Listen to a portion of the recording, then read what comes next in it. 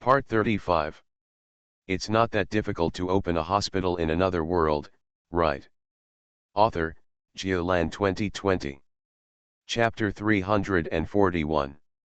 As long as penicillin is produced, there is no need to worry about selling it.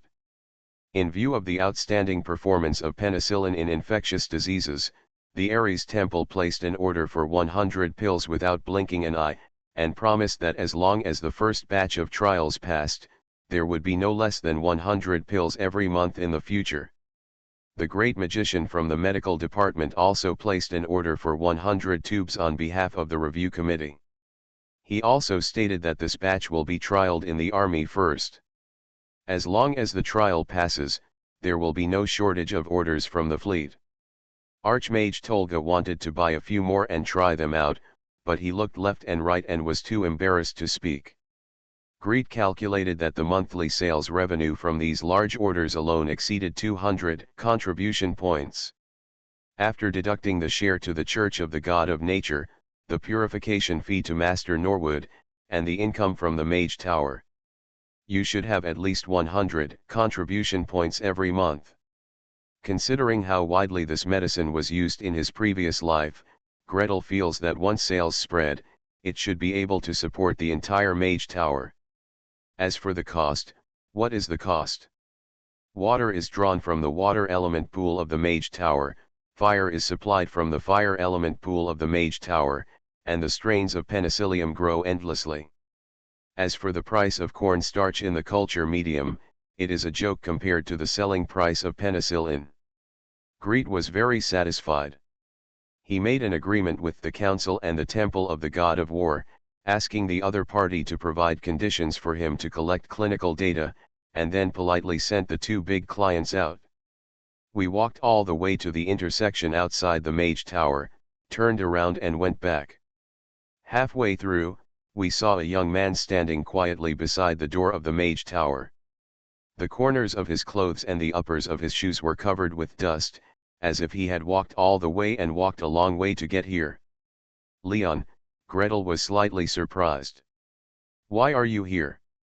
Aren't you in the Department of Public Health? They don't need so many people, Sir Leon. Carlos stepped forward and saluted. They sent me back to the academy. Sir, I remember you once said that there are still projects that need me in the future, so I came to listen to your instructions. Sir, can I continue to work under you? Well. Gretel hesitated. To be honest, his impression of Leon is pretty good. For one thing, when he was selecting projects before, he did not pick short-term, fast, and profitable projects. Instead, he went for projects with long cycles and almost no money. Secondly, during the previous epidemic, he stood up for planning and scheduling and showed good performance. Management capabilities. But, getting him into the Mage Tower? This apprentice is from Black Crow Swamp. If I get him here, will Black Crow Swamp cause trouble for me? Although their school has a good impression on me. Greet hesitated and went to Lin En to discuss it. Lin En laughed. Who cares about the whereabouts of the apprentices in the academy? You just keep him to work, and you don't accept him as a disciple. Why would Black Crow Swamp cause trouble for you? As for the future, what happens in the future, let's talk about it later. The second apprentice of the Mage Tower is now in place. Greet happily arranged for Anivia to continue working on penicillin, collect clinical information, and give Leon the ideas for vaccine development. He arranged for him to start with the simplest smallpox vaccine, and then plunged into his own studies. Meditation. Improve mental strength. 42 spell models to memorize. 211 magic-related information to learn. Oh, by the way, there are still penicillin-related papers to be compiled and written. Breeding ideas are one article, production research and development is one article, drug effects are one article, allergic reactions are one article. The days of studying hard go by very quickly. When Greet ended the period of rapid mental growth and raised his head from the pile of books, it was already early summer. and his adventurous mission, after changing it again and again, finally came too late. So you're not going to that forest? Where are you sending me? Greet held the map and flipped through it. The travel equipment is spread out on the floor in front of you. You need to prepare sleeping bags, umbrellas, dry food, pots and pans. Weapons, armors, various magical equipment for attack and defense, and the most important endless ink pen. Surgical instruments, vine-stimulating seeds, potassium permanganate, and penicillin, everything must be carried. Alchemy equipment, hand-operated generators, mercury arc rectifiers, hand-push ventilators. If you don't take these with you, you won't be able to buy them for temporary use. I feel like the space bag can't hold it anymore. Archmage Carlyle watched helplessly as he pulled out his hair. After looking at it for a long time, he sighed. The task assigned to you this time is to escort the dwarf elder Master Talbot back to his hometown. In view of your previous interactions with them, the council recommends that you join the team.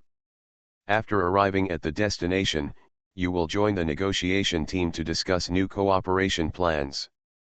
There is a sea route. The alchemy ship and the land route are accompanied by a large team of people, so you don't need to carry all the bottles and cans with you. So I can load up a carriage.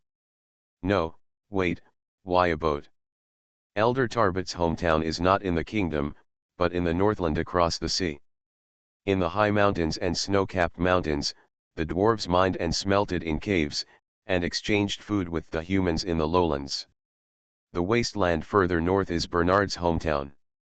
The peaks are extremely high, and it is said that there are dragons.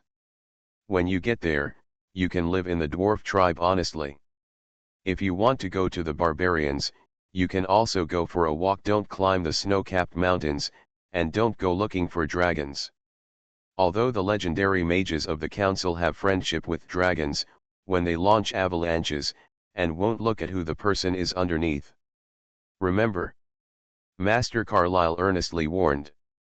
Greet nodded like a pound of garlic. Sure. Who has nothing to do to climb a snow mountain? I'm not an outdoors person. Also, have you never seen the exchange items I got when I resigned from the Department of Public Health last time?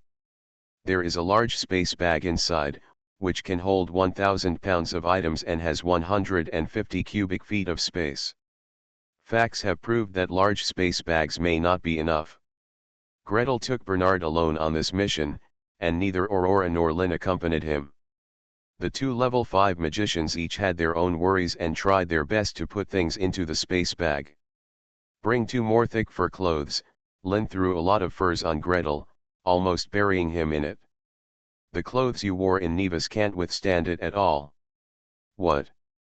Cold and heat resistance. When the north gets cold, it completely exceeds the cold and heat resistance limit. If you want to rely on magic to keep warm, you won't be able to freeze to death. I understand, it's just that the temperature is too low and the air conditioner doesn't work. Greet stuffed the fur coat into it honestly and immediately occupied a corner. Bring more barrels of spirits. If you use alcohol for disinfection like you do, 1 barrel of wine is simply not enough. The spirits of the north are so valuable. You can't grow food in that place, so it's all imported from outside. It's a pity that industrial alcohol cannot be produced, but Aurora, have you ever thought about how much alcohol is in a barrel? Don't fill up the space bag with this. The nitroglycerin you made. The nitrocellulose. And the purple scale stone. Bring them all. When we are away, we will rely on these things when we need to use powerful magic. Master Norwood, stop it. Don't put nitrocellulose and potassium permanganate together. Please subscribe, ask for monthly tickets, ask for recommendation votes, ask for book reviews. New maps, new missions, and new medical spells to play. Happy. Today is September 9th. There are only 278 monthly tickets so far this month. Could it be that I can't even get 1,000 votes this month? I got 1,500 votes last month. It's not that difficult to open a hospital in another world, right? Author, Geoland 2020. Chapter 342. Master Tarbot's hometown is in the middle of the Herman Mountains on the Herman Peninsula in the north. The Blackgate Peninsula is called a peninsula, but it is actually several times larger than the entire kingdom where the Magic Council is located.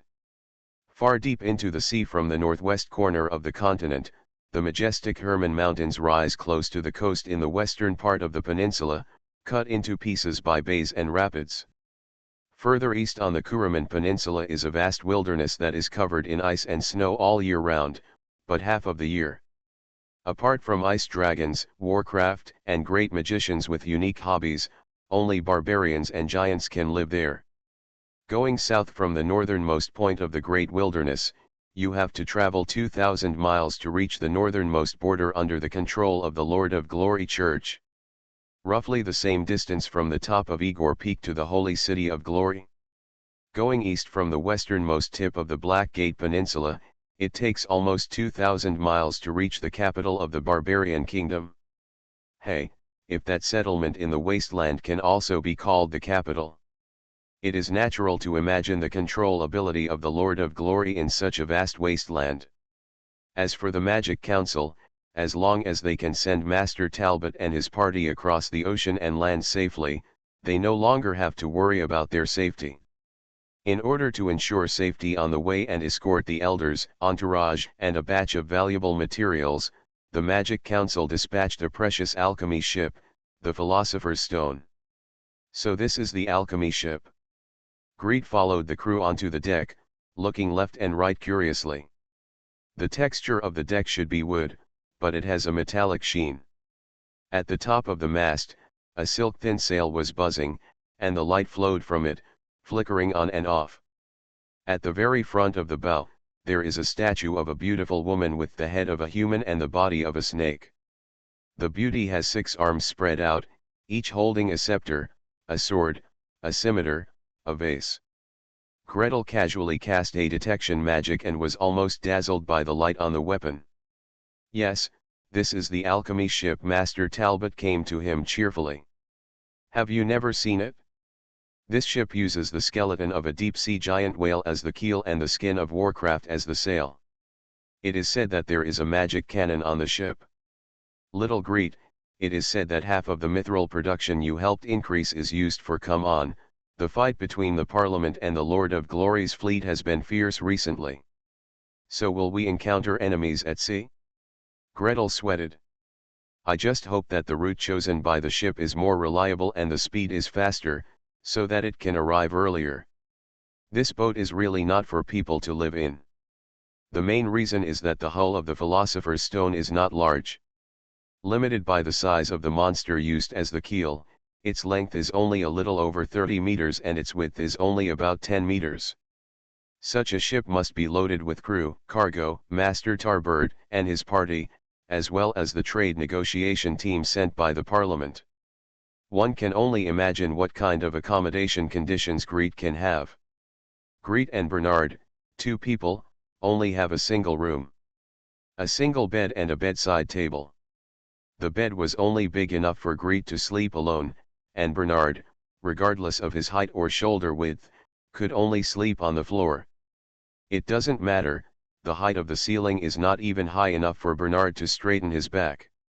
Boss, I'm out. Where to? Go and arm wrestle with the dwarf.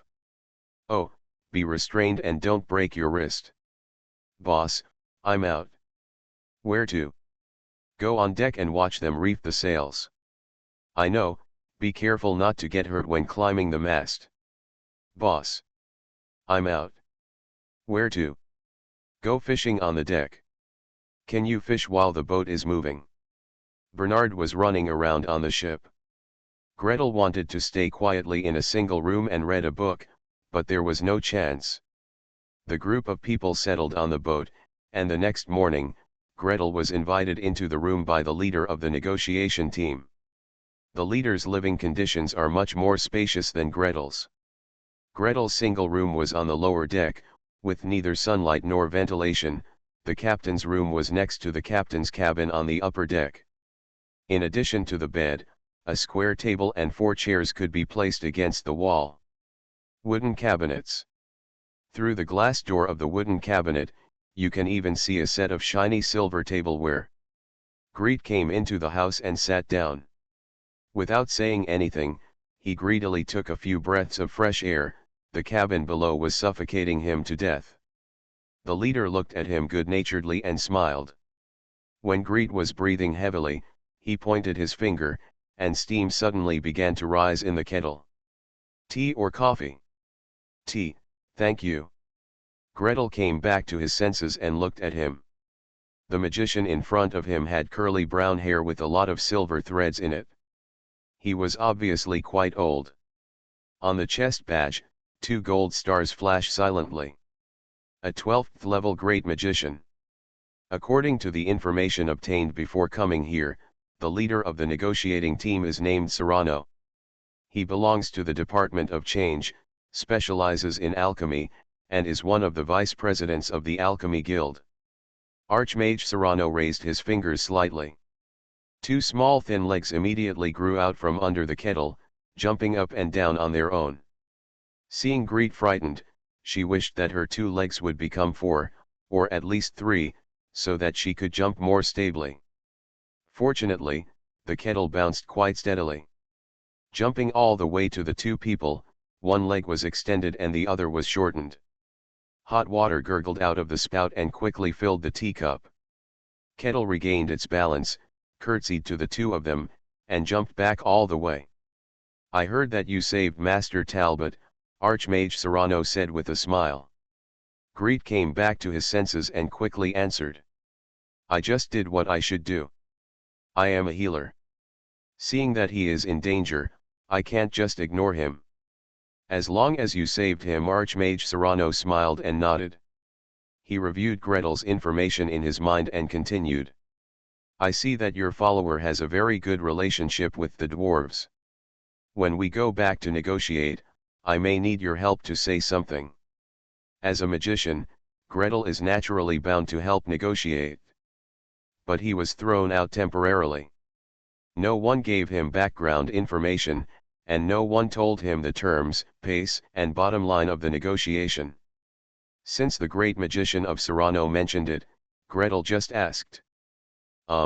Your Excellency, Archmage, will there be any trouble in our negotiations this time? It used to be a routine contract renewal, just a formality. But this time the situation has changed a bit." Serrano Archmage spoke in detail. When Greet heard this, he realized that the matter had something to do with him. The various precious metals exported to the Magic Council by the Dwarf Kingdom, or the Dwarf tribes, have always been an important economic pillar for the dwarves. But before that, Gretel developed mithril smelting technology, which allowed the dwarves to switch from exporting mithril to exporting mithril ore. You can imagine the price difference between finished metal ingots and primary products. In order to make up for the price difference, the dwarves need to mine more ore. In order to mine the ore, they have to import that, explosive Archmage Serrano sighed. The work done by the dwarves has increased a lot, and the ore exported has also increased a lot, but the income has not increased. Moreover, although we have given the dwarves a lot of training, the explosive still caused a lot of casualties. The Parliament obtained news.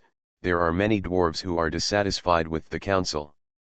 Got it, the scissors difference between a finished product and a premium product.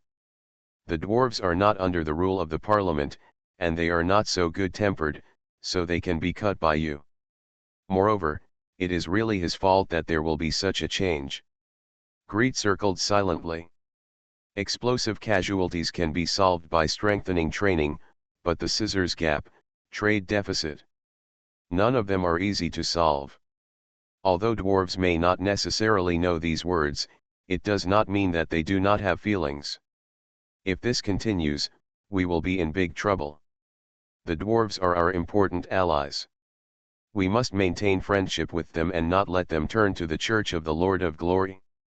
In 1 month, it will be the 400th birthday of the Dwarf King. There will be many guests coming to congratulate you. Take you coming here also shows our sincerity. Please subscribe, ask for monthly tickets, ask for recommendation votes, ask for book reviews, ask for all kinds of. It's September 9th, and I haven't even received 300 monthly passes this month. I'm anxious. You are listening to Novels at Bless Up channel. Wish you happiness and luck. Please subscribe to receive new novels. How do you feel about this novel? Please like and leave a comment. It's not that difficult to open a hospital in another world, right? Author, Geoland 2020. Chapter 343. How can a light industrial country increase its trade surplus with an agricultural and mining country? This is a big issue that requires the collaboration of political, economic, and technological forces, as well as long-term research and coordination. And Gretel himself didn't have that much time. The Philosopher's Stone travels up the loch river. Entering the canal, passing through several levels of lochs, sailing from one end of the narrow loch lake to the other, from the west coastline of the kingdom to the east coastline. This road went diagonally to the northeast, and the voyage on the inland river was only about 100 kilometers. On the evening of the second day after departure, we entered the deep sea. So how much longer do we have to sail? Gretel asked at the dinner table. In the restaurant, the dwarves staggered around and lay on the floor. Obviously, dwarves who have been dealing with mountains, ores, and flames all year round are generally less resistant to seasickness. Even if the alchemy ship Philosopher's Stone is relatively stable, half of them are still holding wash basins and wooden buckets, and even the bile is not there. Almost vomiting. Originally, seasickness was not a big deal, but with a magic spell, the effect was immediate. The problem is that Master Tarbot is in poor health, and his two disciples are busy taking care of him, and there is no extra magic to spare. Ordinary dwarf craftsmen can only take care of themselves. Come on, the captain of the Philosopher's Stone comforted him with a smile. We can walk north for half a day to Main Island, the northernmost point of the kingdom, and catch the ocean current. Then we will go all the way northeast and sail to the west side of the Herman Mountains. This section only takes 2 days. Then we will switch to another section of the ocean current to go south. Run around the southern tip of the peninsula and land at Enya port in the east. What? We have to go around in a big circle again. The dwarves cried feebly. After 2 days in the river and 1 day in the deep sea, they were already vomiting. It would take 7 or 8 days of sailing in the deep sea, and by the time we reached the shore, we would be vomiting. Can't we land directly on the west side of the Herman Mountains? Isn't there a port there? The braided dwarf Vigeland let go of Master Talbot and ran to ask the captain. On his chest, the long grey beard was frizzy, and most of it went outside his braided beard. Normally, this sloppy look would make the dwarves laugh to death, but now no one has such thoughts. Pairs of eyes were fixed on Vigeland's short back. Among the group of dwarves, Vigeland was the one with less seasickness and could still run back and forth, but Master Talbot's condition really worried him. The master rested for a while before departure, and his physical condition improved a bit. However, after 2 days of bumps on the ship, it began to deteriorate again. Can't eat, can't sleep, can't breathe. Last night, Master Tarbot lay in the cabin, inhaling oxygen for half the night, and barely closed his eyes until early in the morning.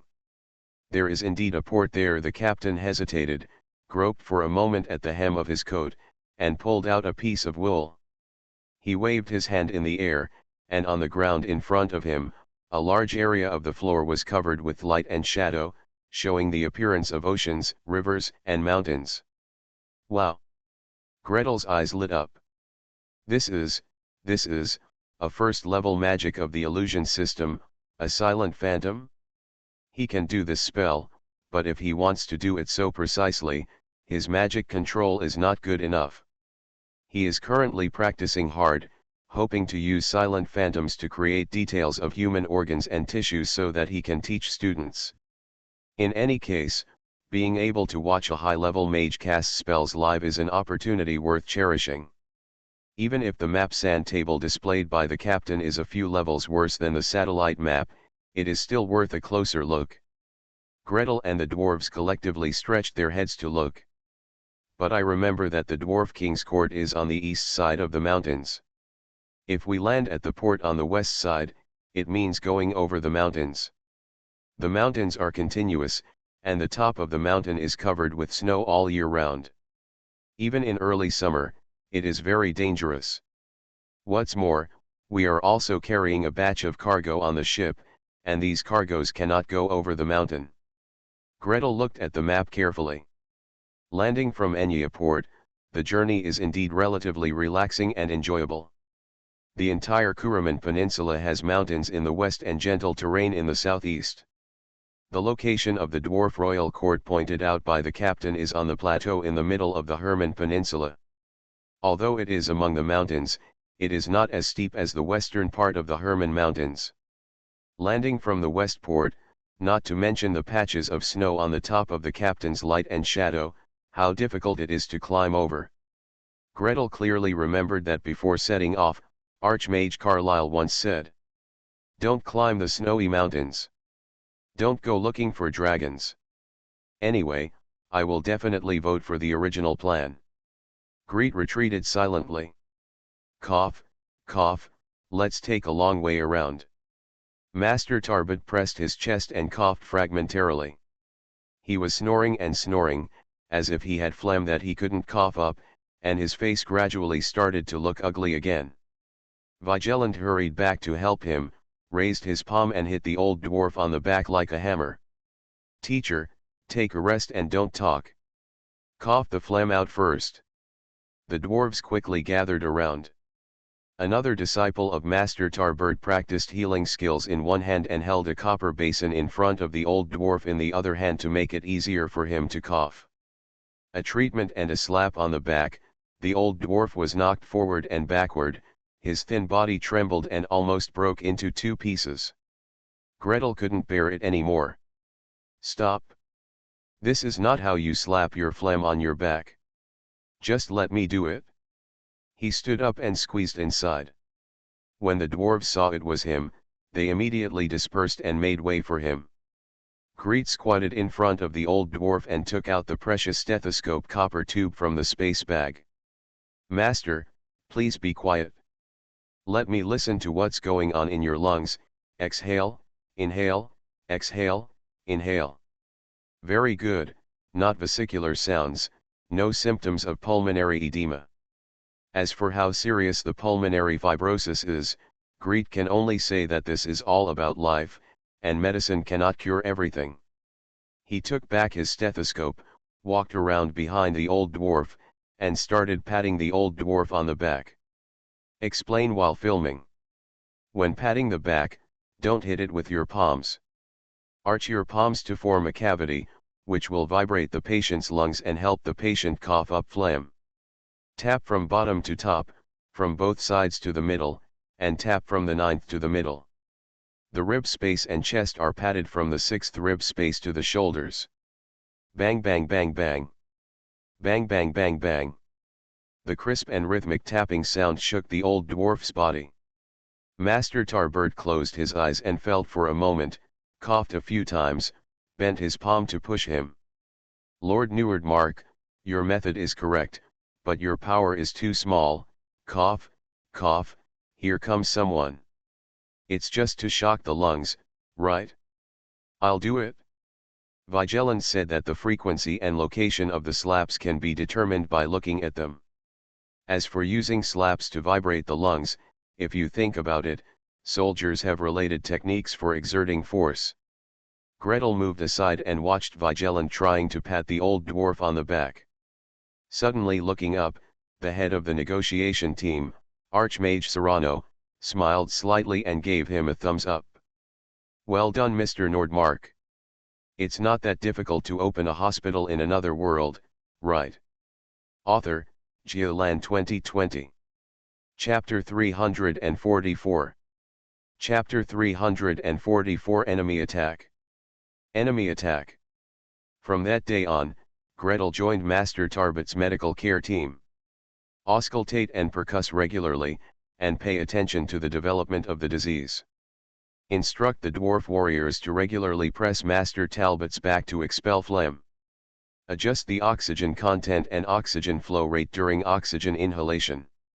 And what is not the most important, but can bring great help.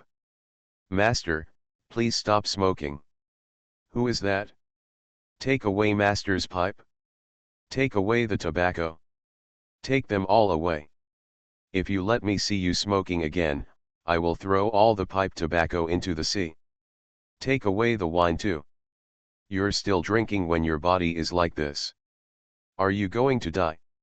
With such care, Master Tarbert's condition improved significantly within 2 or 3 days.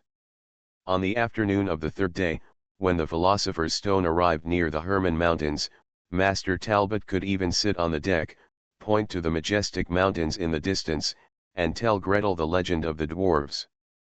At that time, the demon god Fabuti came from the sea, with flames flowing on his body, raging waves rolling under his feet, and tsunamis arousing with every step he took. And the giant Black Gate fought with him. What an old myth!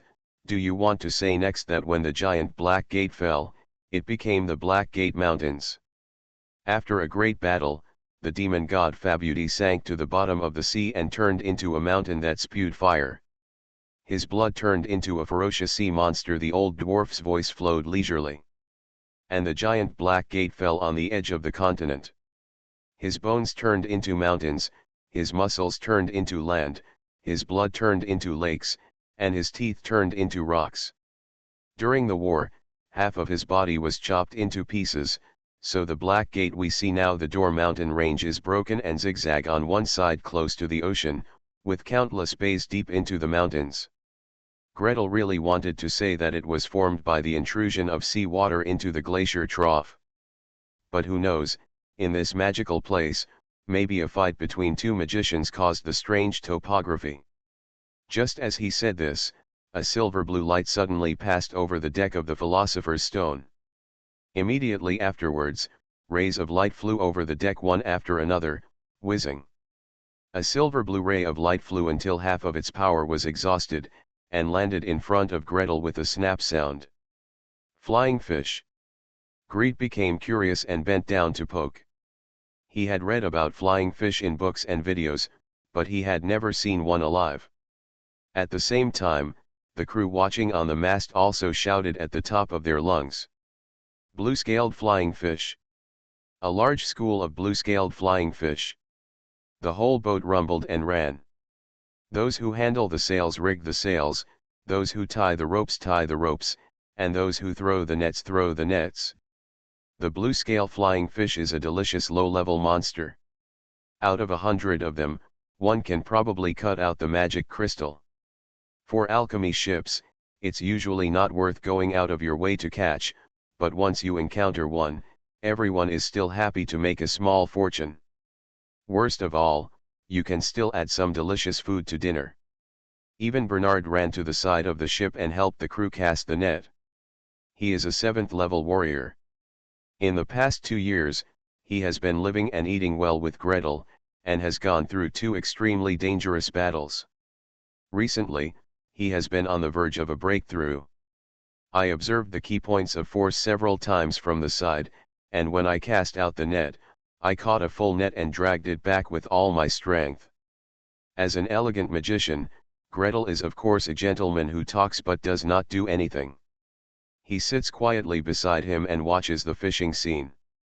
By the way, I would like to ask the old dwarf. I'm very lucky today. Flying fish can hit the boat. Haha, it's not bad. Master Tarbert stroked his beard, not surprised. The west side of the Herman Mountains is an excellent fishing ground, and early summer is the peak fishing season. Now is not the time when there are the most fish, but it is said that in autumn, you can walk directly to the shore by stepping on the backs of cod. Have you stepped on it? Greet was curious. The old dwarf laughed. Of course not. But just look around, shrimps attract small fish attract big fish attract cloud whales and gray whales. Look around, are there several whaling ships? Gretel tried to look. There were indeed 5 or 6 boats floating on the surrounding sea, back and forth, large and small. Some were sailing at full sail, others were only half sailed, and still others seemed to have dropped anchor. I lowered the small boat from the side of the big ship and didn't know what I was doing. However, Greet's knowledge of the ships in this world was almost blank, and he could not tell whether those ships were merchant ships, passenger ships, fishing ships, or whaling ships. Just as he was about to ask, not far from the side of the ship, a jet of water suddenly sprayed straight up. Immediately afterwards, the lookout hand on the top of the mast shouted heartbreakingly, "Narwhal! Narwhal! Full left rudder!" Philosopher's Stone staggered suddenly. Greet fell to the right on the small stool and almost fell onto Master Tarbot. Greet jumped forward, narrowly missing the old dwarf and falling to the ground. He struggled to get up, and as soon as he raised his head, he saw a sailboat that was half the length of the Philosopher's Stone and 1 level taller, rushing towards it at full speed. On the top of the bow, there was a cold light from the crossbow. "Enemy attack!" Greet shouted reflexively. He was immediately slapped down by the old dwarf. "What is the enemy attacking? It's a whale ship." However, almost at the same time, the strings sounded. The ballista on top of the whaler fired instantly. A black light swept across the water and headed straight for the rudder of the Philosopher's Stone. "Enemy attack! Enemy attack!" Dang dang dang, dang dang, dang dang, the sound of metal tapping sounded rapidly. The Philosopher's Stone made another quick turn, and the ballista passed by, leaving only a small groove in the stern of the ship. At the same time, the sailors on the deck ran quickly. "Retract the cable when it's time to reel in the cable, unfurl the sail when it's time to unfurl the sail, and throw the fishing net into the water when it's time to throw it away." At the same time, the hull of the ship shook, and the sound of water gurgled. It instantly accelerated and distanced itself from the whaler. Greet doesn't know what will happen next. As a non-combatant, he was immediately taken below deck and asked to go back to his room. As we walked down, we saw dwarves running out with murderous looks, carrying axes and hammers, as if they were preparing to join the battle. "Isn't it a whale ship? Why do you dare to attack us?" Greet was at a loss. And this question was answered during dinner. "What whaling ship?" "That's the warship of the Carolingian kingdom." "Oh, many of their warships are used as whaling ships part-time, just to let the trainee officers go aboard to experience it first and accumulate experience in navigation and combat." "Bah! Xiao! You bastard, you can't even recognize our alchemy ship, so you just come up and grab it because the ship is bigger than us and there are more people than us. There is no doubt that they paid the price with their lives for this blindness." The Philosopher's Stone only needed to distance itself and fire a few consecutive magic cannons to send them down to the cold seabed. The damage to the alchemy ship was only a few hits from the ballistay on the outside of the ship, which did not break the defense at all. Gretel thought this was the only accident during the voyage. However, in the middle of the night, he was disturbed by the siren again. "Enemy attack! Enemy attack! Enemy attack!" Thanks to Shenjing Bingwa for the 100 starting coins. It's not that difficult to open a hospital in another world, right? Author, Jialan 2020. Chapter 345. When the first enemy attack occurred, Gretel didn't feel much. After all, he didn't even leave the door. It's just that Bernard went out with a big bone stick to take a look, and came back an hour later and told him that a big octopus had climbed onto the deck. That morning, Greet also ate grilled octopus legs. Although the roasting temperature was not quite right and the sauce was a bit weird, it still made him miss it very much. This smell is a bit similar to the small barbecue restaurant 100 meters away from the back door of the hospital. During the second enemy attack, Gretel was walking on the deck. He threw a burning hand at the right moment and lit a murloc that rushed up into a fish candle. I didn't dare to throw the dragon's breath hand, for fear that the deck would be burned through if I wasn't careful. Then, as a non-combatant, he was immediately kicked off the deck. This enemy attack yielded nothing, not even an octopus leg to chew on. When the enemy attacked for the third time, Greet already felt something was wrong. How could it be such a coincidence that there were 3 consecutive waves in less than 24 hours? That narwhal almost punched a hole in the bottom of the boat. The captain found Archmage Serrano with a serious face. The 2 magicians sat down and muttered, started the magic circle on the ship to scan the hull, and even attached themselves to the diving magic, and swam to the bottom of the water to take a look. After returning to the ship, they announced the reasons why the ships were attacked one after another. It's Fabuti's curse. What? Gretel looked up blankly. The name Fabuti seems familiar. Yes, yesterday the old dwarf told a fairy tale and mentioned the demon god Fabuti, saying that after his death, his blood turned into a ferocious sea monster. But that's a myth. Doesn't the meaning of myth mean that it does not exist in fact? Fabuti's curse is a special alchemical potion, Archmage Serrano said with a heavy expression.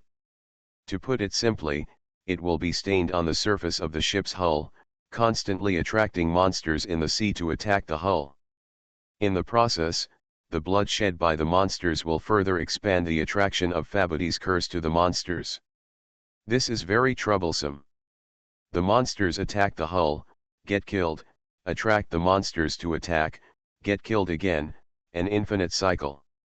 Greet hissed and took in a breath of cold air. The captain then added, "We found a large number of traces covered with a paste-like agent on the side of the ship in the dents made by the crossbow yesterday. Although the ointment has been scraped off just now, it will still take about 7 days to remove the stained parts on the hull. Preliminary analysis: it is speculated that yesterday's whaling ship, in its last struggle, used a crossbow gun dipped in medicine to hit our ship out of revenge. God knows what important people were on that ship. Fabuti's curse: this kind of potion cannot be made casually." "What should we do?" Vigilant, the braided dwarf, shouted loudly. "Most of the dwarves are warriors, and even some priests lack the ability to fly. He also has to be attacked by sea monsters for 7 days. There is everything in the deep sea. If a powerful monster takes revenge, they themselves will not be pity, and it will bring disaster to Master Talbot, which will be troublesome. Don't worry, everyone, the Philosopher's Stone is a powerful alchemy ship. We are confident to face various challenges." The captain raised his voice. Before he finished speaking, the ship shook, and everyone staggered around. A new wave of Warcraft attacks has begun. At #UN%. Gretel was once again driven off the deck. The scale of the battle was larger than that at noon and lasted for nearly 2 hours. After the battle, Greet could really see that the captain's face was much more solemn than at noon. Greet thought for a while, then quietly found Archmage Serrano and asked him about the curse of Fabuti. The Archmage shook his head in embarrassment. "This alchemy potion is quite rare, and it is difficult to remove it once it is infected. We did not bring several key materials for the antidote this time. In fact, there is another way, that is, we do not have the conditions now." "What method?"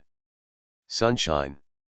Bring the ship to the dock and let the hull shine in the sun. It only takes 1 day and 1 night at most, and Fabuti's curse will be completely ineffective." "Only sunlight. Can't other lights work?" "No. We've all tried. In magic, there are quite a few magics that can summon light, from level 0 flash spell to level 7 radiant condemnation and brilliant halo, enough to write a book. However, the results of the previous tests by the Parliament are that these magics are basically ineffective against Fabuti's curse. Even so, the magicians on the ship also tried it one after another. The test result is that only a few types of point-to-point rays can decompose pharmaceuticals. The speed of decomposition cannot even keep up with the negative impact caused by the next Warcraft attack and blood staining the hull.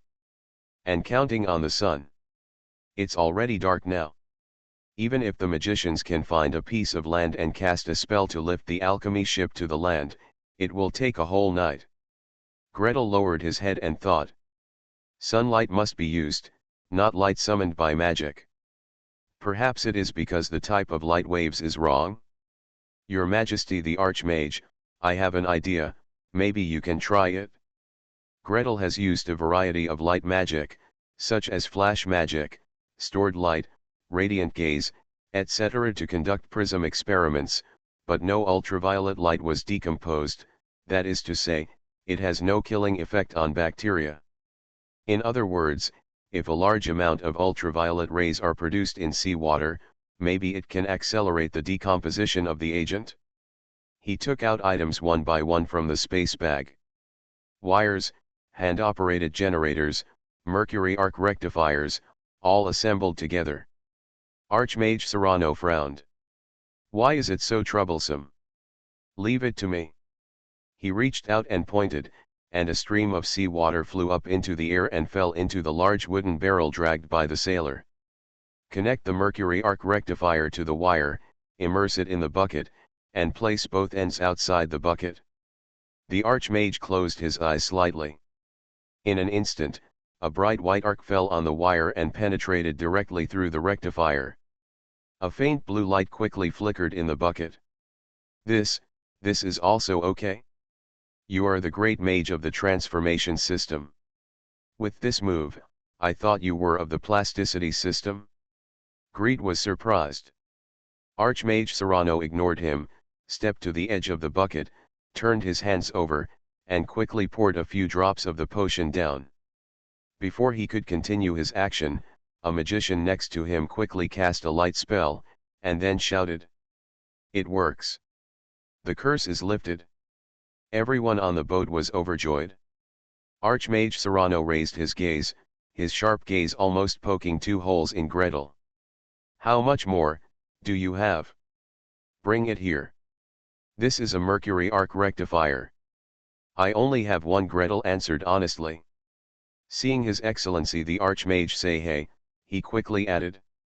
This thing is easy to make. Just put mercury into a very transparent glass bottle, insert a graphite rod, and vacuum. As for the problem of wires, wire insulation, and power generation, you can figure it out on your own. The Archmage said nothing and patted the space bag. The next moment, bright white mercury flew out like a long dragon.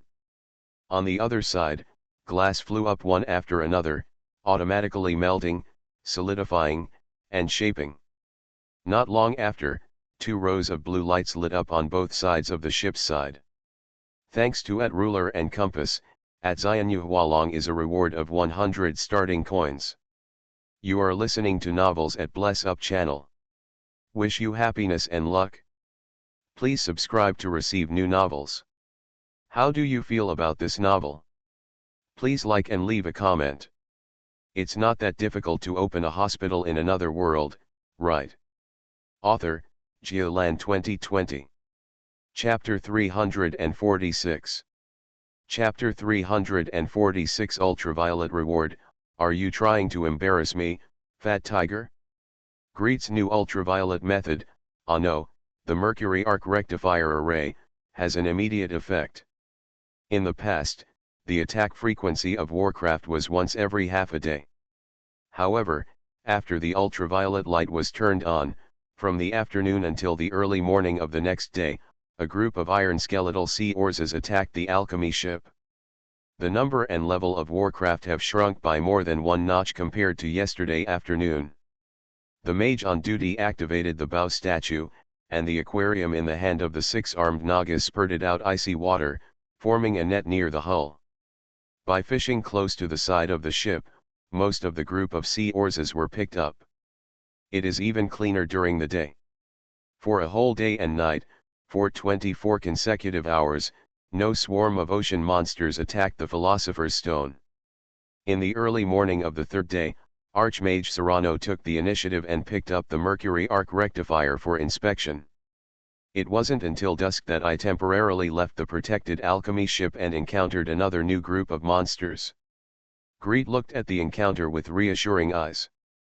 Thankfully, the group of monsters was small and did not actively attack the alchemy ship. Moreover, the ultraviolet light can be powered off for maintenance, which means walking around on the deck, you won't get tanned inexplicably, and you won't be unlucky enough to be diagnosed with skin cancer. Mage Nordmark, you did a good job, Archmage Serrano thanked him without hesitation. You helped us a lot this time. As he spoke, he poured out a bunch of things from the space bag with a splash.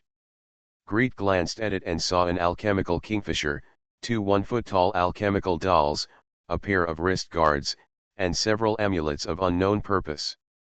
Come on, just pick a few and let me thank you, Archmage Serrano waved to Gretel generously. You're welcome, take whatever you want. If you hadn't come up with this method, I would have consumed a huge amount of materials just fighting the monsters along the way. Gretel glanced down.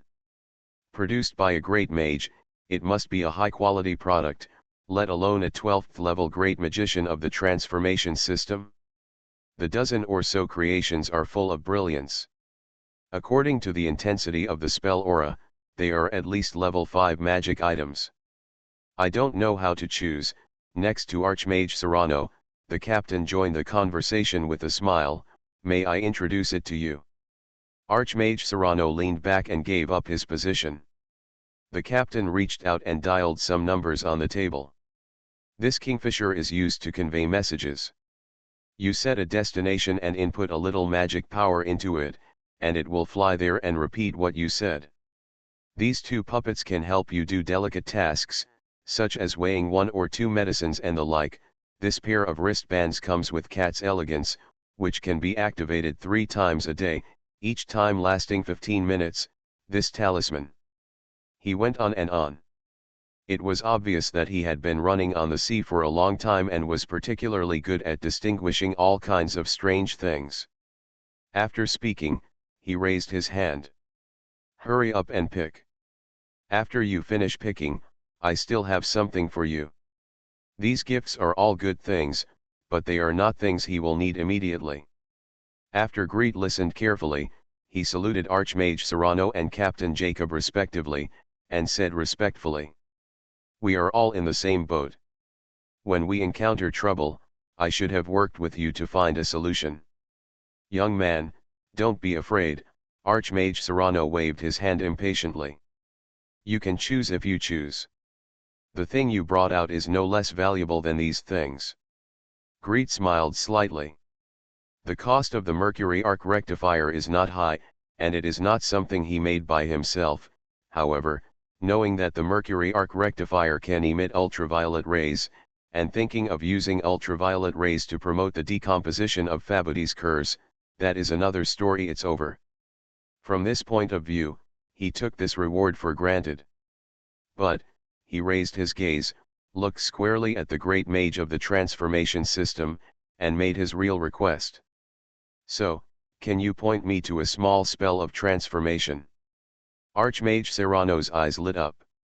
Teaching a magician is of course a lot more troublesome than giving a magic creation as a favor. However, it is also a good thing to have a good relationship with a junior who is good at thinking and research. He patted his chest generously. Just ask. Not to mention the transformation department, the 8 major sects, minor spells below level 3, I can teach you whatever you want to learn. That's great. Gretel leaned forward, half grateful and half excited. The magic of demonized weapon. What? Demonized weapons? Archmage Serrano was visibly deflated.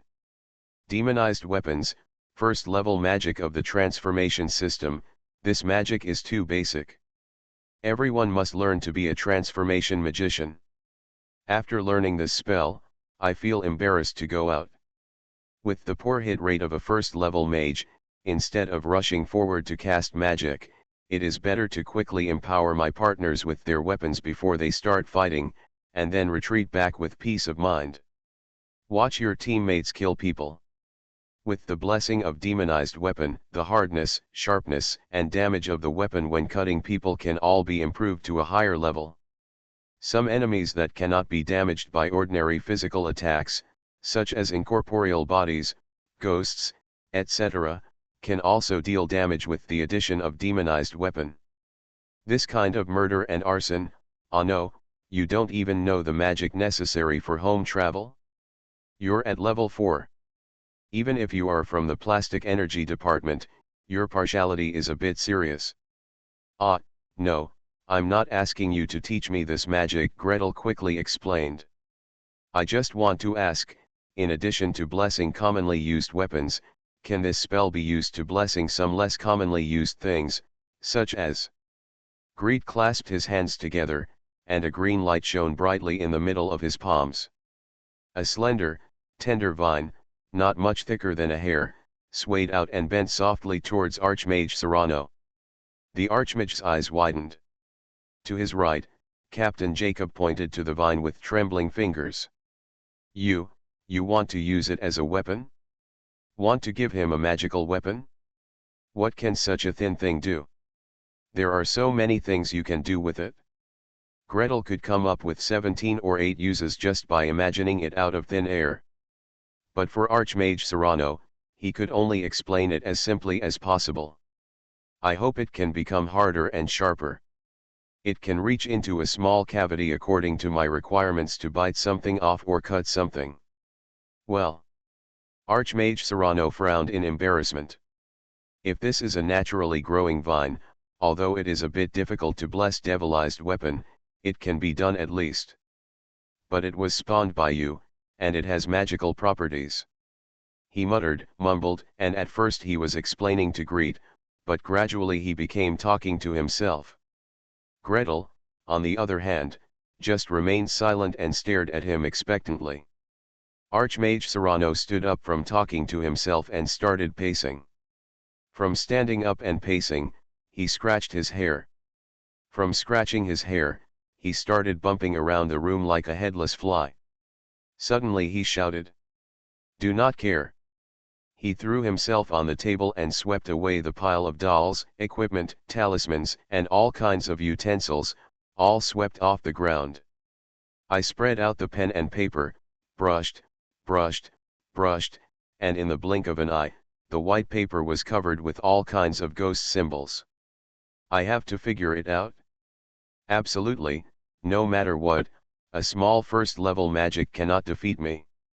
His brown hair stood on end, and a few strands of silver in his brown hair almost popped out straight, announcing his presence.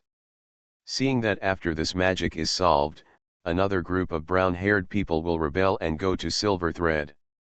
Captain Jacob looked horrified. He quietly took 2 steps back, pressed his back against the door, and asked Greet in a low voice.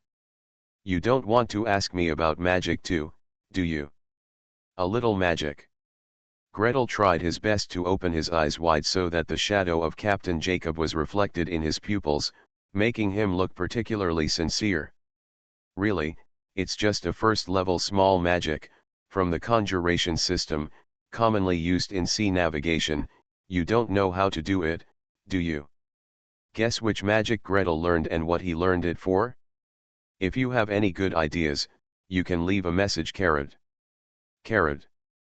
Please subscribe, ask for monthly tickets, ask for recommendation votes, ask for book reviews, ask for all kinds of Gretel's sincere eyes.jpg. It's not that difficult to open a hospital in another world, right?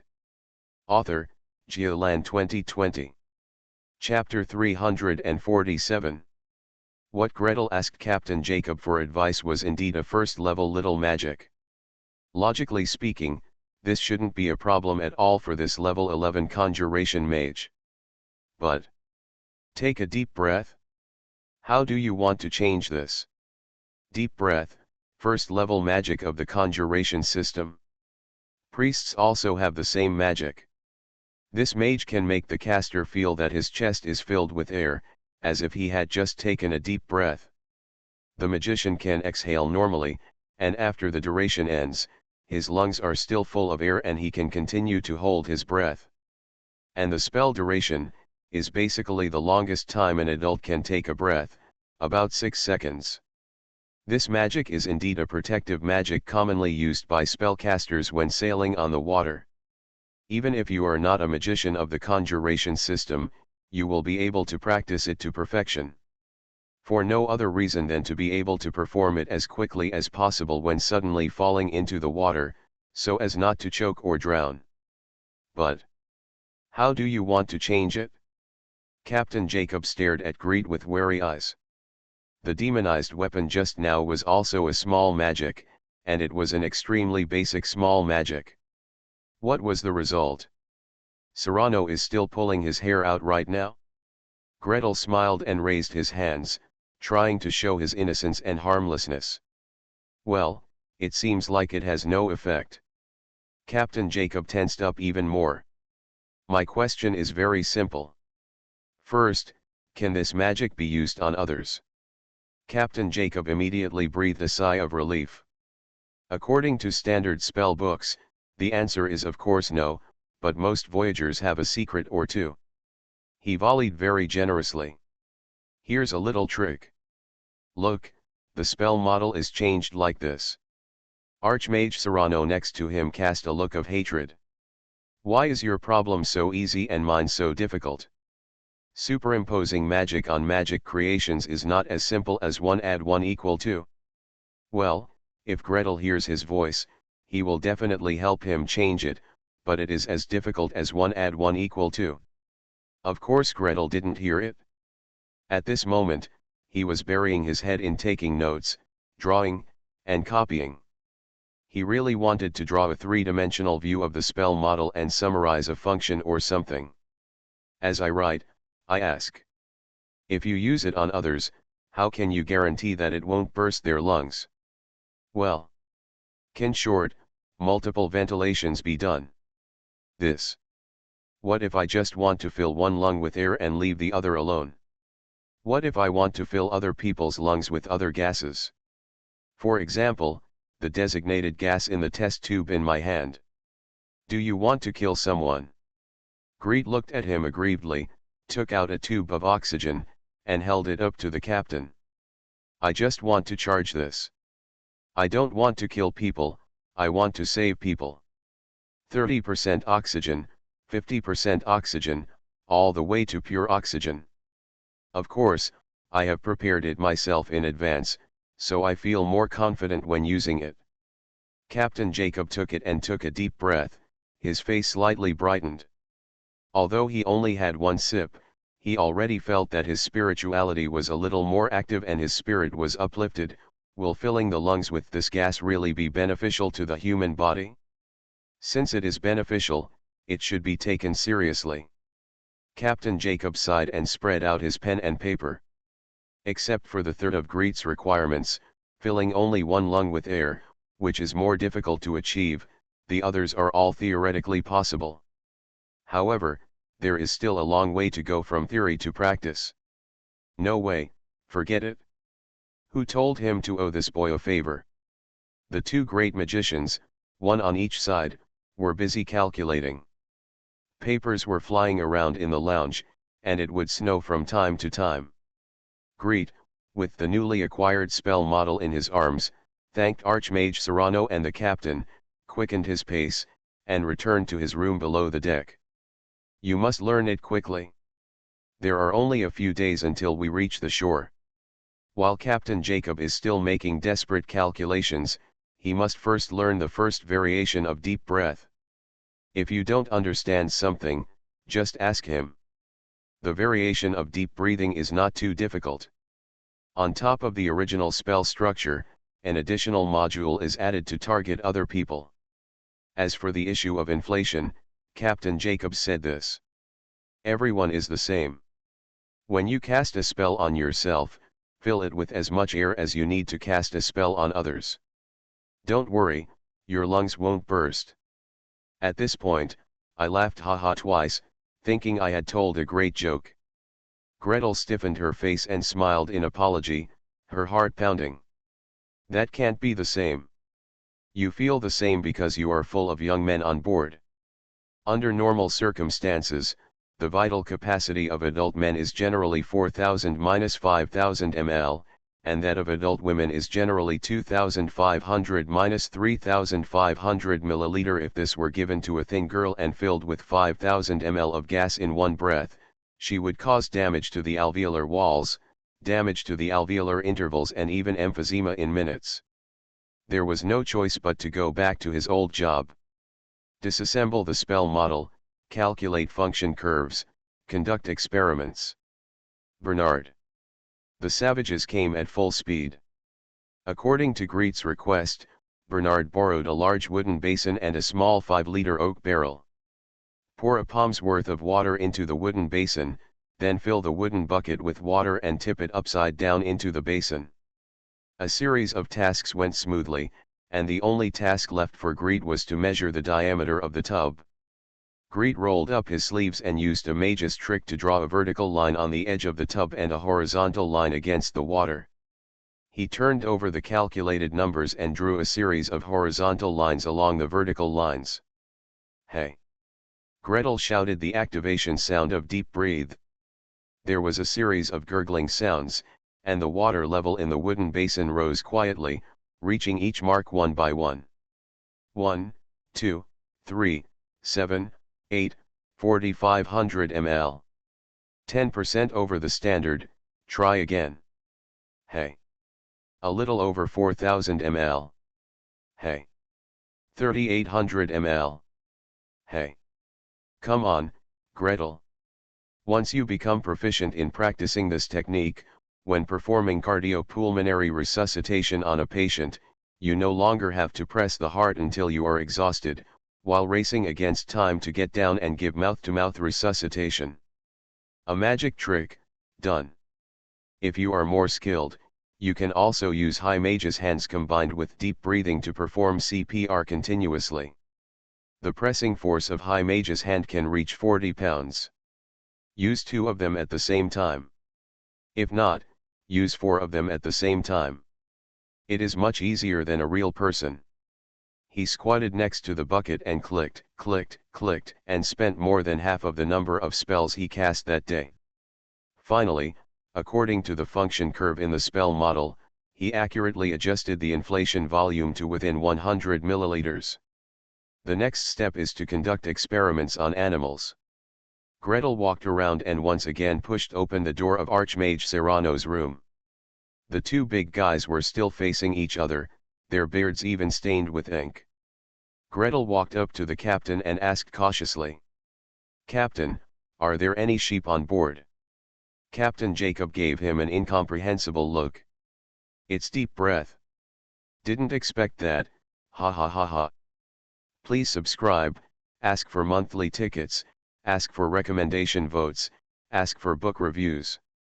Yesterday you actually only gave me 4 monthly passes. Am I that bad at writing? So sad. It's not that difficult to open a hospital in another world, right?" Author, Geoland 2020. Chapter 348. Gretel spent a lot of time to explain to Captain Jacob what he wanted the sheep for. It was an experiment, really an experiment, using live sheep to test magic, not something weird. Well, if you are unlucky, you may torture the sheep to death. If you are lucky, you will have to dissect the sheep to see if there is any damage to the lungs. So how many sheep are you going to kill at one time? Captain Jacob looked at him worriedly. There aren't many left on the ship. Don't do all the damage in one go, and you won't have anything to eat in the last few days. He knew all too well about the magician's experiments. It's not a big deal if a bunch of experimental animals are killed by a slip of the hand. If this Nordmark mage kills all the sheep at once, the magicians and knights on the ship, as well as the guests, will complain. No, don't worry, Gretel promised again and again. Besides, it takes time to dissect sheep. How many sheep can I dissect in one day? Up to 4, 2 in the morning and 2 in the afternoon, no more. Okay, you can go talk to the logistics chief yourself.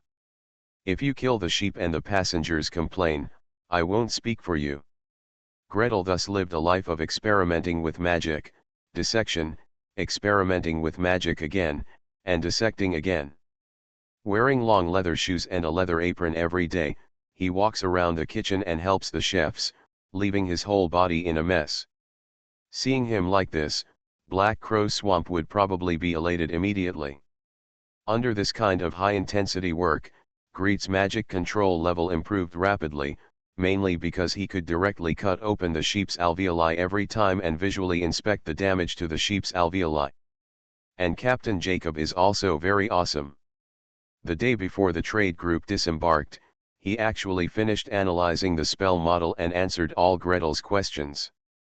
Except, of course, one lung ventilation. Greet watched him demonstrate everything to her, with exclamation written on his face. So fast. Archmage Serrano next door is still pulling out his hair. Of course. Captain Jacob held his head high and accepted Gretel's admiration. As soon as Gretel left, he immediately put up a water mirror and an illumination spell, and went back and forth, trying to count his hair. It seems that the blank area in the center of his head has expanded by another 5 mm, this Nordmark mage can really cause him trouble. Gretel snickered and put the captain's resentment behind him. He followed the trading team, turning his head left and right, curiously observing the port of Enya. This port is so different from the port in Nevis. The port of Anya is the largest seaport on the Herman Peninsula and the only trading port. Facing the bay, leaning against the mountains, it is surrounded on 3 sides by mountains, jungles, and wilderness. Greet stood at the port and looked far into the distance. A rich greenery stretched from the hills not far away to the skyline. It was impossible to tell how far the mountains and forests extended. With so many mountains and forests, the wood is naturally very hard to build. Along the way Greet walked, the trestle bridges were all made of logs. Giant logs as thick as 2 arms were smashed directly into the depths of the bay. Planks more than 1 meter wide and palm thick were lined up on the trestle bridge. There was not a single seam between the planks. It feels extra safe to go up there. In comparison, the wooden trestle in Port Nevis cannot be called wood at all. Gretel measured it and secretly sighed. When he obtained the oak staff, he followed Elder Irwin throughout the hills, and the largest oak trees he saw were not as big as this. Is there any bigger wood? He asked quietly. Before the magician in front could answer, Bernard carried the big bone stick and said from behind. Look at that ship. Greet followed his direction and looked. Outside the bay in the distance, a ship was approaching quickly. It had a slender hull and looked a bit like the gondola from the previous life, but it was more than twice as big. Come to think of it, only this kind of giant wood can make the keel of a long ship. The side of the ship is not high, and it does not have another floor on the deck like the Philosopher's Stone. The bows on both sides of the ship are pointed and pointed upward, pointing straight to the sky. The shape is symmetrical, the only difference is that one side is carved with a vivid dragon head, with roaring eyes and a ferocious shape. On both sides of the ship, the densely arranged shields reflected silver light, like 2 rows of silver dragon scales, majestic and murderous. It's a warship. From the looks of it, it probably just came back from a job. Bernard's voice was faintly excited. Greet shrank subconsciously and quickly followed the team. There are many sails and masts in the harbor. The entire city of Enya, and even the entire Blackgate Peninsula, can be said to be vast and sparsely populated. However, standing at the harbor and taking a glance, there are at least 100 masts, tall and short. The entire port area was instantly filled with people. Those who solicit customers, those who sell goods, those who carry luggage for customers, tall and short, large and small, the heads of those running can't be seen at a glance. Gretel and his group walked along the trestle, and they even had to turn around from time to time to avoid passing pedestrians. They walked out of the port area, passed through several long streets, and entered a hotel directly. The hotel was a 3-story building. The outer walls were all made of extremely strong logs. There was also a sloped roof made of logs. Greed visually measured the height, and it was definitely higher than the 6 floors in his previous life. A triangular flag was erected on the top of the building. A crow was painted on the heavy canvas, and the strong wind sounded. The group of people passed through the building and settled in an independent courtyard at the back. Archmage Serrano pointed at the flag and said loudly, "Everyone, look for this flag. This is the symbol of Crow Hotel. In the entire port of Enya, anyone you ask can take you back. We will rest here for one night and set off after breakfast tomorrow morning. You can go on your own, go hang out at the port, pay attention to safety, and remember to come back early in the evening." A group of people agreed with a bang. Except for a few people who were on duty to guard the goods, most members of the trade group were eager to go shopping. Gretel hurriedly washed up, put on a set of ordinary clothes, and immediately dragged Bernard onto the street. The long street where Crow Hotel is located is quite prosperous. Greed walked all the way, and the shops on both sides were full of dazzling arrays. Deer skin, wolf skin, bear skin, seal skin, walrus skin. Thick, dense, and lustrous black fox furs are placed alone in the middle and hung in rows on wooden shelves. Long knives, short knives, giant axes, and war hammers were arranged in rows. The cold light was harsh, and the sound of hammering inside was deafening. After walking for a while, there was a small building made of bricks and stones. In the display window, inlaid with large pieces of transparent glass, there were sets of white porcelain. Gretel walked and watched all the time, dizzying. As he walked, he suddenly saw a cute little house in the gap between the huge wooden house. There are 2 buildings juxtaposed to the front of the house. The one on the left is surrounded by 2 elegant arcs, like a petal that is full at the bottom and sharp at the top. When viewed together with the 3-story round steps at the door, the oval wooden door in the center, and the rectangular glass window on the 2nd floor, it looks like a flower. Penguin sitting in place. The one on the right is a cylinder made of gravel. A piece of the cylinder is dug out and a rectangular wooden door is built in. The height of the cylinder is 1/3 lower than the penguin on the left, and there is a section of space at the top. Another spire was put on it. Behind the 2 doorways, 3 or 4 sharp roofs extend out, as well as a 2-story building.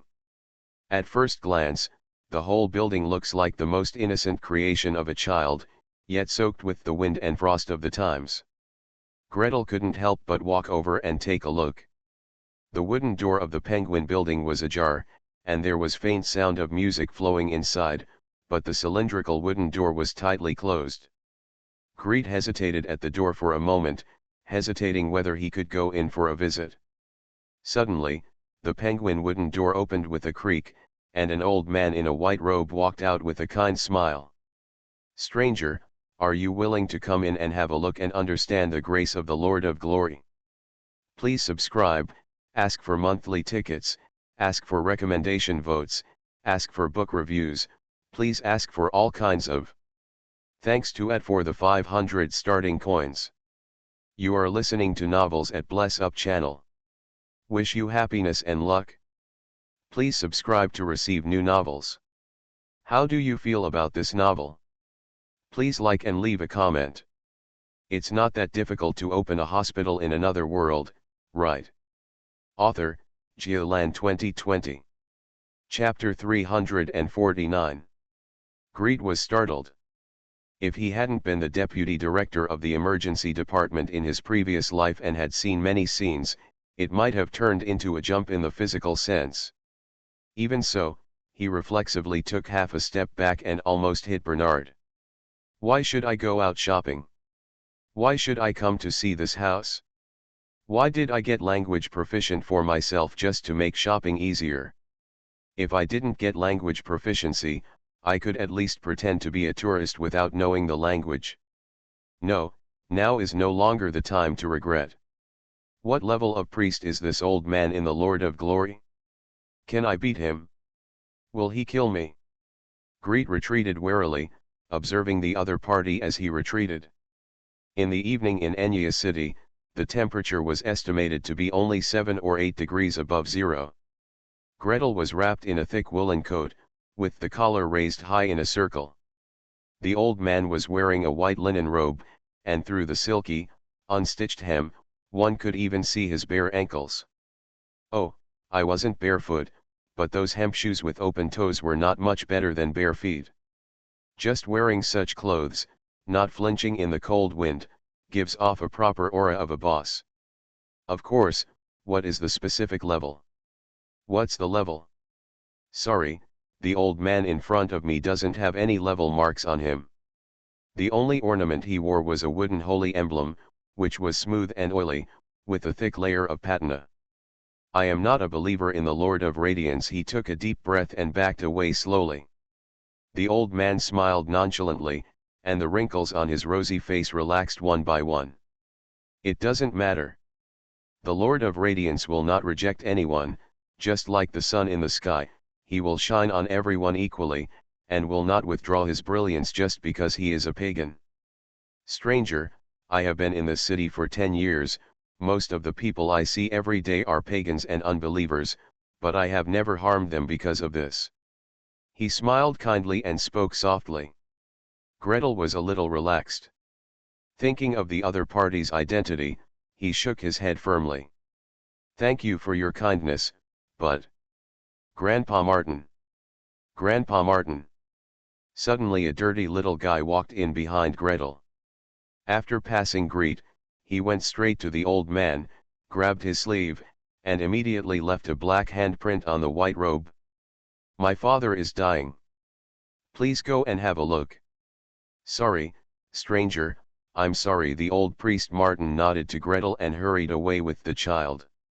Greet hesitated for a moment, followed quietly from a distance, and walked towards the alley behind the street. Walking half a street, I saw a bright light shining in the distance, as if a flare exploded above my head. Greet walked in the direction, and soon ran into a wall of people. That size was probably the same as dozens of Bernards standing shoulder to shoulder in a row. Greet stopped knowingly. I didn't try to squeeze in, nor did I try to stand on tiptoe to see. He looked at the broad backs of the group of barbarians from 5 or 6 steps away, then stood still and listened. Someone in the circle was chanting. If Gretel heard him correctly, that old, mellow voice was Pastor Martin, who had talked to him before. I don't know what the patient's condition is at this moment, but the old priest's singing voice is sonorous and powerful, and he turns a soothing and healing hymn into a living war song. This, if it were in the emergency room, the translation of this tone would be: adrenaline, dopamine, nitroglycerin, furosemide. Hurry up! Hurry up! Run! Greet became more and more reluctant to leave. The chants in the circle rang and rang, the light brightened and died and brightened again. Finally, the old pastor took a long breath, full of exhaustion. I have already done my best. But my father/brother/chief/old Horik is not healed yet, a group of voices shouted in confusion. In the center of the crowd, a deep and powerful voice sounded particularly anxious. Master Martin, please think of another way. The leader went crazy for us. He tried his best to kill the seal so that we could come back safely. Now that he is like this, we can't explain it to his family. I have tried my best to treat his injuries and soothe his soul. The exhausted voice of the old priest came through the crowd. However, choosing to go berserk means giving your soul to the devil in exchange for strength. The realm of the soul belongs to the Lord alone. Whether he can recover or not, we can only look forward to the mercy of our Lord. May the Lord of Light bless him. May the Lord of Glory bless.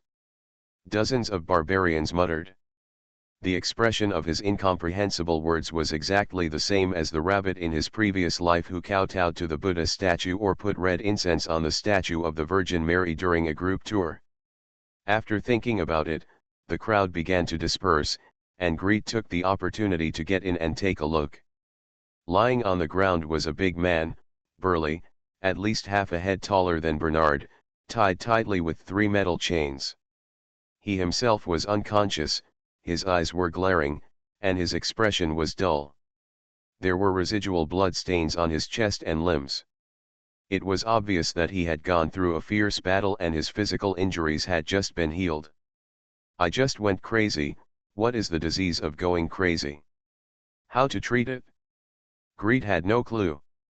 To his left, Bernard squatted down to look. It's Walker Horick.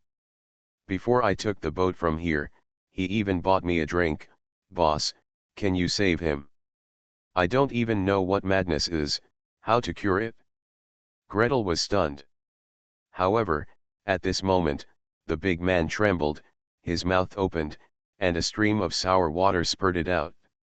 Gretel leaned back, narrowly avoiding the jet, but sat down on the ground. Bernard quickly reached out to help him. Gretel pushed his hand away.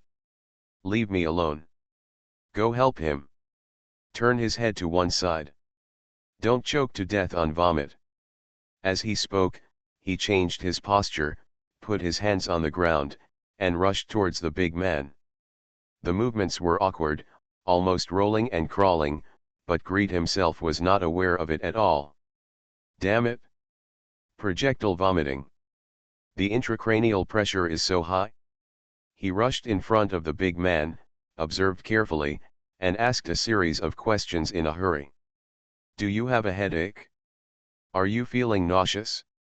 Can you move your hands? Where are your legs? Can you hear me? Follow my fingers with your eyes. The patient was unresponsive. On the other hand, there were people next to me who all replied. I have a headache. I will definitely have a headache after my madness ends. Often nauseated. Well, if you can recover after going crazy, you'll usually be fine, but sometimes you won't be able to lift your hands and feet. Ah! He's starting to twitch. Greed rubbed his forehead. He still didn't understand what it was like to go berserk, but this series of symptoms sounded like cerebral hemorrhage. Stranger, I have exhausted all my methods, can you help him? There are a lot of white spots on my GULO, crying. Group number, 649136249, everyone is welcome to chat together. It's not that difficult to open a hospital in another world, right? Author, Geoland 2020.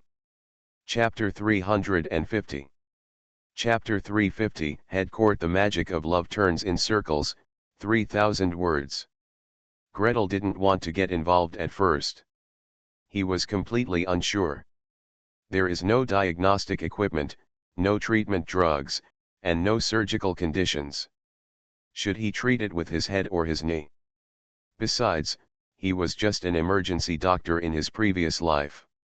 Emergency doctor. When encountering suspected cerebral hemorrhage, the first response is first aid, and the second response is call the neurology department, maybe even the neurosurgery department, and come down for a consultation as soon as possible. However, the doctor suffered from an occupational disease. When you see someone lying on the ground, seemingly unconscious and vomiting, you have to shout, open the airway. As soon as he shouted, the eyes around him were blazing, and dozens of pairs of eyes stared at him.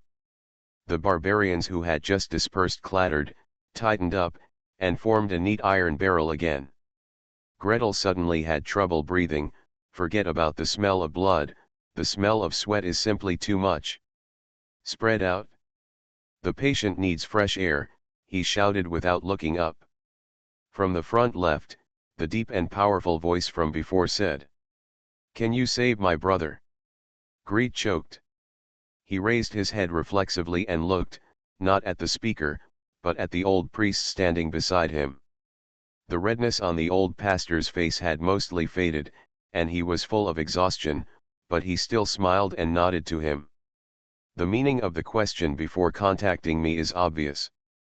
This patient is left to you. Greed is sad. He slowly turned his head, looking to the left and to the right, with eyes that were almost burning. Moreover, the patient's family members have already urged. Can you please help me with treatment? What medicine do you need? Let's find it immediately. Don't worry about the reward, as long as you cure him. Thump, thump, money bags fell to the ground one after another. Gretel subconsciously took a step back. I might not be able to save him. Then please try your best. A soft female voice came. Greet turned around and saw the crowd parting to both sides, and a tall, muscular barbarian woman walked in. She was almost half a head taller than Gretel, and she was wrapped in a white wolf skin. Her wolf teeth were draped over her shoulders, and her wolf eyes were dark and unyielding. Holding a bone staff in his hand, the head of the staff was carved with a black crow, and his steps were light and fast. Wherever he passed, the men on both sides kept bowing. Olga! Olga! Lord Deeper! The woman gave them a quick nod. She walked 3 steps in front of Greet, and bowed to Greet across the patient lying on the ground. Pastor Martin has exhausted all methods. Just now, you tried to bring my husband closer to death. We see it and appreciate your kindness. If you are willing to give it a try, no matter what the result is, we can accept it. It would be great if the family members of the patients in the previous life were so reasonable. Gretel sighed inwardly. He explained sternly. I probably won't be able to save him. I have low abilities, and I just came here today, so I don't know much about madness. And, as the elder said, most of us don't understand the world inside the head. I can rely on fate. Besides, I will leave tomorrow. We obey the will of Father God. Father God said that we should not give up any hope before the end comes, Olga said with emotion. His eyebrows were furrowed and he was worried, but he spoke crisply and without stumbling. Greet secretly sighed that she was indeed a woman with an independent nickname among a group of muscular barbarians who advocated martial arts. He nodded and said, Then please wait a moment and let me examine your husband. He knelt down and stared into the patient's eyes. The giant man still stared straight ahead, motionless. However, the trained doctor saw something more in his eyes. His pupils narrowed, his eyes drooped, staring at the tip of his nose. Greet stretched out her hand in front of him and moved her palm upward, but the giant man's eyes did not move at all. It looks a lot like thalamic hemorrhage. Gretel quickly assessed the situation. While checking, he asked, How long have you been going crazy now? Did you fall down after going crazy? What usually happens when you go berserk? With Olga present, none of the barbarians nearby made any noise. Only the patient's brother answered word by word. About half a day. No, after killing that seal, he went crazy for a while. We almost couldn't hold him down. The berserker's madness is to fill his chest with the power of anger. When the anger is burning, he can ignore all injuries and pain. Gretel got the answer he wanted, thought for a moment, turned around and said, Can someone please demonstrate the process of going berserk? Just stop when you are about to go berserk. Before you start, shout, and let me press your arm and feel it dash. Me. Me. Me. The savages scrambled to raise their hands. After a fight, the patient's younger brother got the chance and sat in front of Greet. The 4 barbarians held down his hands and feet, and Bernard held down his right hand to prevent him from disowning his relatives after he went berserk and hit Gretel. Gretel sat across the table, stretched out his hand to feel his pulse, and counted for a minute. Let's start.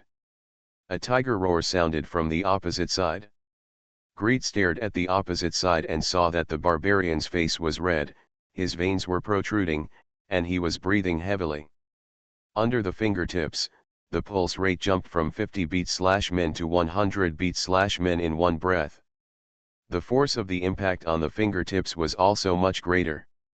It was obvious that the blood pressure soared. Stop! He shouted. Olga had been prepared, but at this moment, the chanting suddenly became high-pitched, and with a finger of the bone staff, A halo of ice and snow was splashed out. The barbarian shuddered and quickly calmed down, his pulse and blood pressure also dropped rapidly. Okay. Bar.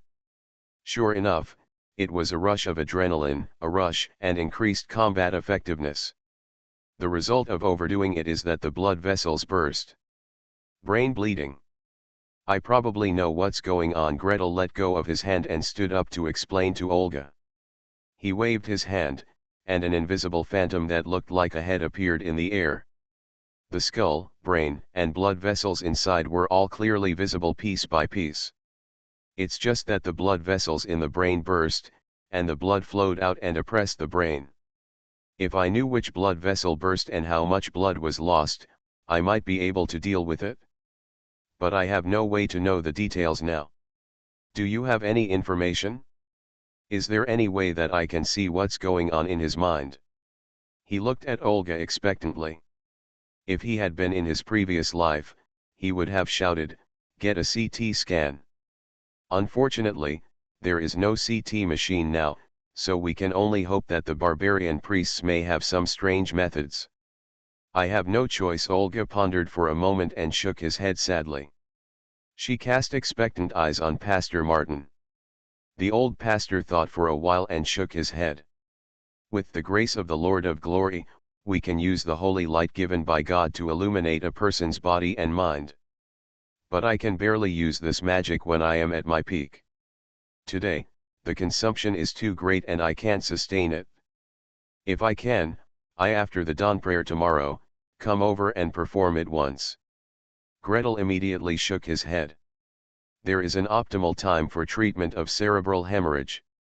The sooner you can, the sooner you can. Moreover, he must return to the hotel tonight and set off from the hotel with a large group of people tomorrow morning. He gritted his teeth, took out the endless ink pen and put it into Bernard's hand. Stand opposite me. If I move, you move with me. Make sure you are always face to face with me. Bernard acknowledged. Greet asked someone to help the patient sit upright, and he and Bernard faced each other, standing on both sides of the patient. Concentrate, calm down, close your eyes slightly, and enter the meditative field of vision. Detect magic. Well, the so-called CT is X-ray that is sliced very thinly, layer by layer, layer by layer, then, a computer is used to integrate the data to obtain a precise image. In the absence of a CT machine, we can only do our best and try our best to do it manually. Gretel struggled to activate the X-ray magic. Only after starting this did I realize that it was not good. It is easy to read a flat film, but it is not easy to read dozens or hundreds of flat films cut very thinly. It is really not easy to remember every data and finally synthesize the image. He only scanned 7 or 8 layers, and sweat was pouring out from his forehead and the tip of his nose. Isn't it possible? Is it still too difficult to challenge computers with humans? Gretel gritted his teeth and took a step to the left. Hang on a little longer, I've got a little bit of data, try again. Bernard. Left. Coming. One step, and another. Gretel and Bernard moved around slowly with the patient as their axis, taking a long time to move a step. After only taking 3 steps, Gretel was dizzy and shaky, and sweat had already flowed from his forehead to his chin. What are you doing? Someone outside the circle suddenly asked. Greet turned around and was suddenly overjoyed. Your Excellency. Why are you here? Can I not come? If you don't come, you will fall. Archmage Serrano looked up at the sky. Gretel instantly understood, when Pastor Martin used the healing spell, the noise was really big. Archmage Serrano, probably out of caution, specially touched it to have a look. Maybe, I didn't even plan to show up. But he is stuck here. Archmage Serrano saw his embarrassment and had to ask. Gretel explained his needs to the Archmage in a few words. Archmage Serrano shook his head without thinking.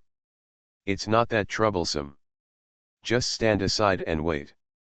He took out a gem-encrusted bracelet, held it in his palm, and pointed it towards the patient. Gretel felt the hair on his body stand up, as if an invisible cold wind was passing by him. He turned his head out of curiosity, but Archmage Serrano did not explain. He was slightly focused, as if listening to something. After a moment, she turned to look at him. "Can you draw the brain? Draw it and I'll show you where the bleeding is." Gretel quickly summoned Invisible Phantom. The Archmage stared at the picture he sketched and pointed. "There is a lot of blood here, here, here, here." "Master, how do you know?" "I let the incorporeal creature go in and take a look," Archmage Serrano replied matter-of-factly. If you want to see what's like inside the human body in the future, it's best to contract an incorporeal body.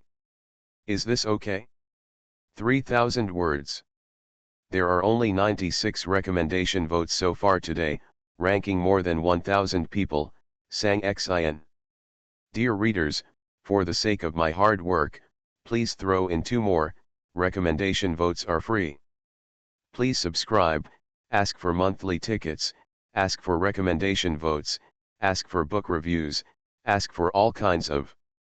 Thanks to @bookfriend2021913183310292 for the reward of 4,000 starting coins. Just a little bit less than enough to get a 10,000 reward for extra updates.